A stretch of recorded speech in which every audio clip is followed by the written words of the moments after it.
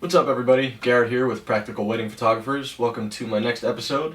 So after my Tamron 35mm 1.8 videos, I was kind of stuck and didn't know which direction to go in. Therefore, today we're doing what's in my bag. We're going to go over all the stuff that I use for my wedding photography arsenal, from cameras to lighting to lenses to all the accessories that I use. And then from there you can kind of ask me questions in the comments if you're interested in learning about one of the pieces that I use, and I'll make a video dedicated to that piece of equipment. So without any further introduction, let's get started. I'm using a Canon 6D for my video right now, and that's the camera that I use for my wedding photography. It has the Tamron 35mm 1.8, which I already made a video about, so I don't need it for this one. But yeah, that's my main body. It's great. Does 4.5 frames per second, I think. The best feature I think about it is that it has Wi-Fi. And in today's day and age with weddings, everyone has a hashtag.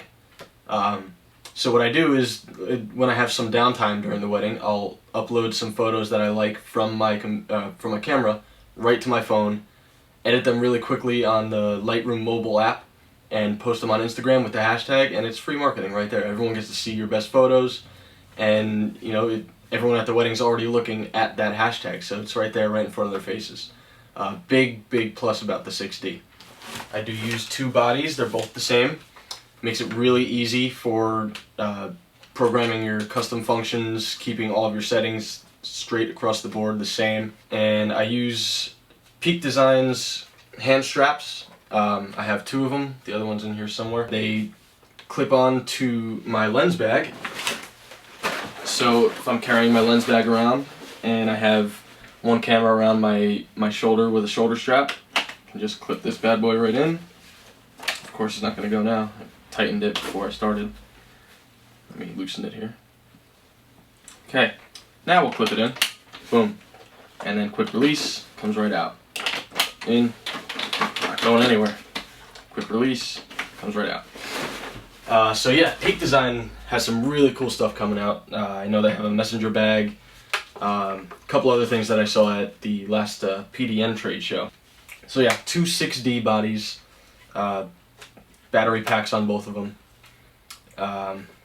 Let's jump into lenses. As you can see here, I have Sigma's 70-200 f2.8 lens. This version has optical stabilization, so it's really good for low light ceremonies when you're trying to focus in really tight on the couple up at the altar or wherever they happen to be. And usually during ceremonies you're going to get low light, so the stabilization helps a lot. I've been using it for about 2 or 3 years now and haven't had any issues with it. So I definitely recommend this. It's just as good, I think, as the Canon version, which is an L lens, and it's only, I think it was $1,200. It might be even cheaper now. But yeah, so there's piece number one. Lens number one.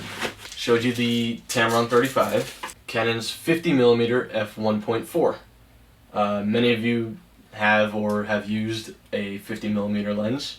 It's pretty much an essential for any kind of photography. Fairly sharp, quick to focus, gives great depth of field.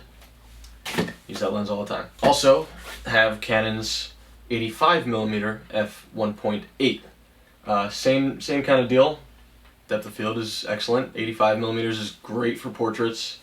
I use it a lot as well for ceremony when I have, when I'm close enough where I don't need to use the 70-200. This is excellent for that. Also great for the Brenizer method. If you don't know what that is, look it up.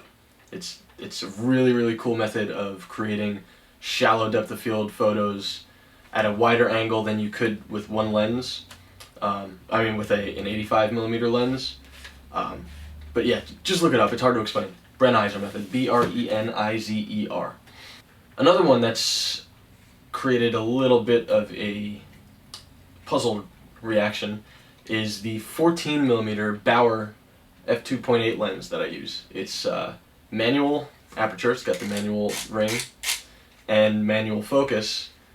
So a lot of people wouldn't think that it's the greatest lens for wedding photography, but I have used it for about 6 months now, and I absolutely love it. I don't know what I would do without it now. I use it for every single wedding, and I would say probably about 40% of the photos that I shoot during the day are with the 14mm. Definitely going to make a video on this one, so don't even have to ask about that. So I also use these little extension tubes for macro photography. I'm not the biggest fan of shooting rings and stuff like that, but there are couples who like that, and they'll request some ring shots, so these are great for them. They have 31mm, 21mm, and 13mm extension tubes. Fit right on the camera, and then your lens goes right inside. And they give you different degrees of magnification. I haven't scientifically really figured out what each one does, but I just play around until I find what I like. Okay, so here we have my shoulder strap. Like I said, this is an Amazon brand, but works great. Screws right into the bottom, sling strap, and it has the nice little strap here for stabilization. And then, like I said, what I do is I have my one camera attached to this, and then my other camera can be attached to my lens bag here. Clip it in, and then I can use 2 cameras. This brand is called Focus. Really clever. Hot shoe flash adapter. I use a lot of off-camera flash, and not all of my stands have one of these on them at all times, so I like to carry a backup in my bag. I also carry one in my strobe light bag, just in case I need it. You can never have too many of these. I lose them, I break them, but Amazon, you can get them for like $3 each. So I usually buy about 5 at a time, and just keep them stockpiled in places. My bag, my lens bag, my strobe bag, my car, wherever I might need a flash adapter. And this is used to put a flash unit on a light stand. And I don't have my light stands with me because they're in my car right now. But, I mean, as you can see, it would go into the stand like that, and then you can adjust the angle at which you want to point your flash.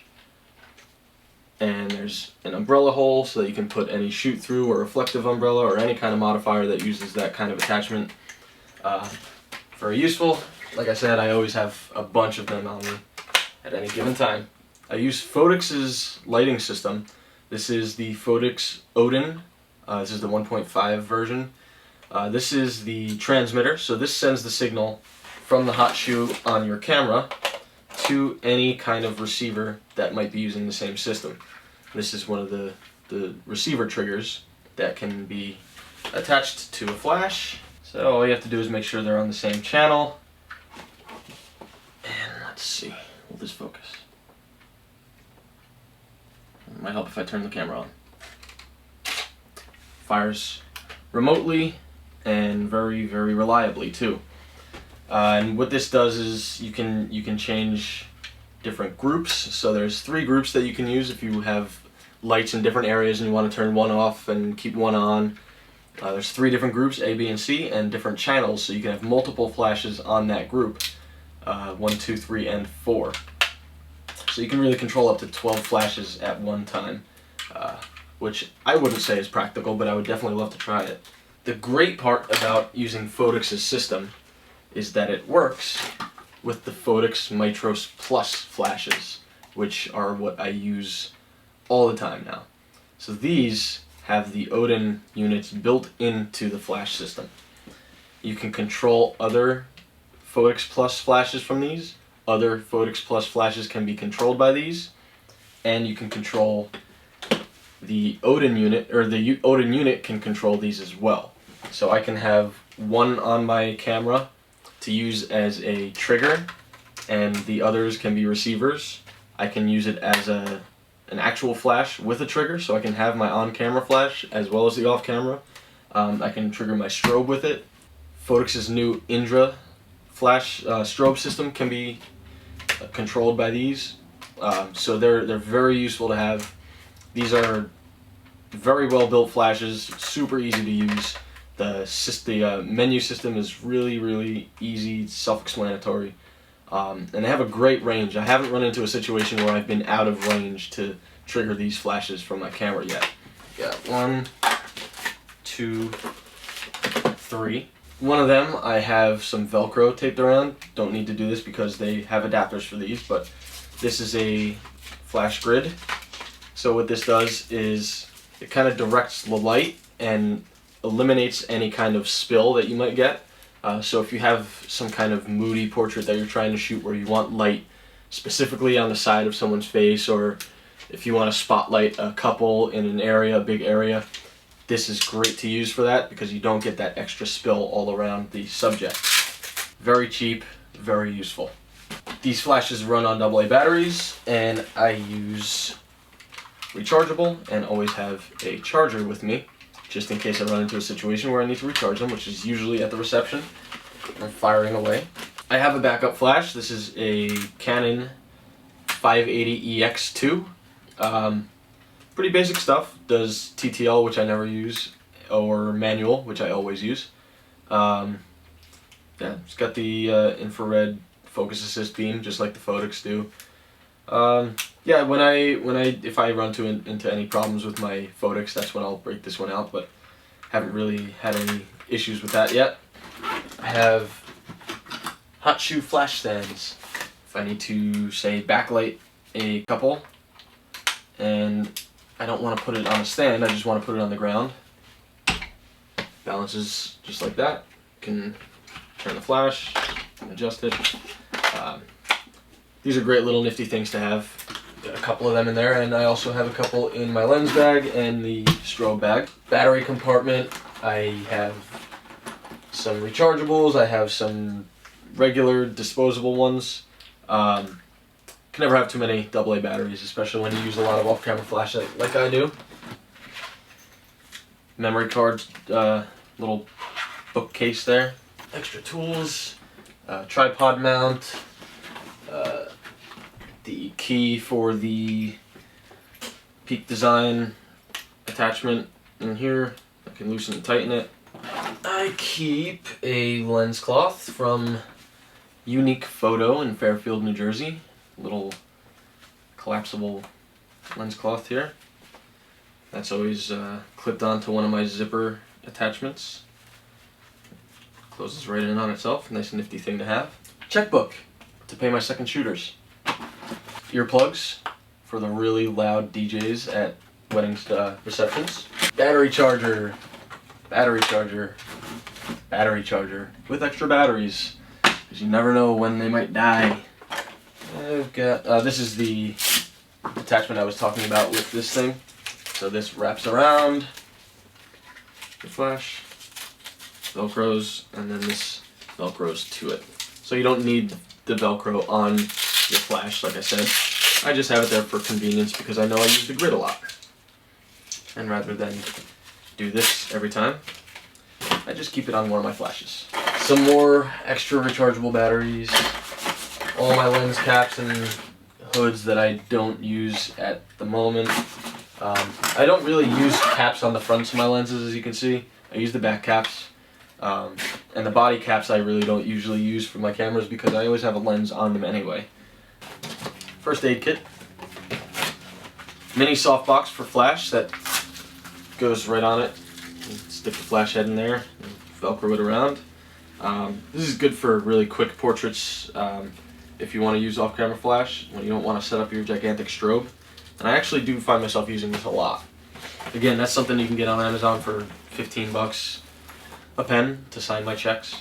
More Peak Design hardware. A little box cutter knife in case I need to cut anything. More earplugs. These are reusable ones. And some more batteries in there. Lens cloth. We got a user manual. We've got another memory card holder that came with the bag that I don't use. More stuff from the bag. I think that bag is fully covered now. Let's go to the strobe bag.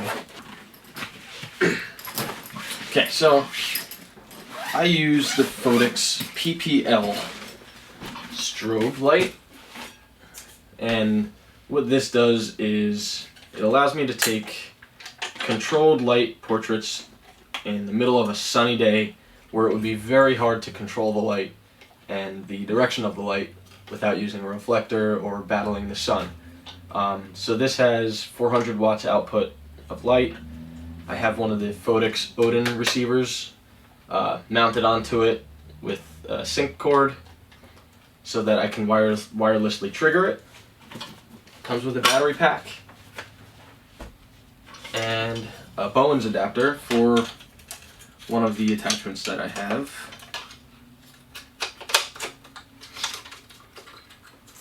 And then my collapsible beauty dish softbox goes on the adapter. And this is the only attachment that I have right now. It's the only one that I've needed. And what this does, pretty niftily, opens up. And this has been through a couple of years of use, so you can see it's starting to wear or tear a little bit, but still does the job. This just softens the light and adds a little bit of a spill, not a spill effect, but a flat, even light coverage. Again, this mounts right to a flash light stand without the adapter, this adapter that I told you I had more in here. It gets wired from the unit to the battery, and the battery will give you quite a few full power flashes. Another great thing about this is that it uses high-speed sync. So any of you who know about trying to get f1.8 portraits in the middle of the day with controlled light know that you need high-speed sync to do that, because your ISO only goes so low, and 1.8 lets in a lot of light. And then the last bag, so it's really what's in my bags, not my bag, my lens bag. During the wedding day, I'll have my lens bag filled with the things that I use the most, which are usually my memory cards, which will be in here. Couple lenses, probably the 70 to 200, the 35 and the 50, maybe the 14, depending on what I'm using at the time. But when I'm not using it at a wedding, I use it to carry my video lights. And video lights are a very underrated source of light for wedding photographers, especially for portrait purposes. Let me get a battery and put one of these in. Actually, this one has a battery. So it's a controllable amount of light, and it comes with some filters, which I have right here. I got these for $35 on Amazon, and Amazon is my savior, pretty much. So you can, warm it up if you need to. Push right in there. Now it's a warmer light. Now it's a cooler light. Not the most intuitive thing, because you can't really adjust the actual temperature, but you can kind of adjust where you want the temperature to be going, and then from there in Lightroom you can always adjust perfectly what temperature you want it to be. But yeah, if you have an assistant or even just on a light stand, you can add a nice little soft light without using the hard flash, especially in a really dark situation where you don't want the flash to overpower anything, especially for a toned down, moody kind of portrait. Like I said, when I'm not using my lens bag for lenses and on-duty stuff, I have my video lights in there. Also, very important to keep in your lens bag or on you at all times, business cards, because you never know when someone might ask for a business card. Some tape, more batteries. So that is about it, guys. Batteries, memory cards. This is the 24 to 72.8 that I don't use anymore because I got the 35mm 1.8. Yeah, so in the comments, leave a question, leave a request for a video that you would like to see me do about a specific product. If you want to see my editing workflow, whatever, let me know. Give me some ideas. Now that I'm done with all the wedding editing that I have to do for this season, I'm ready to go and make some more videos, alright?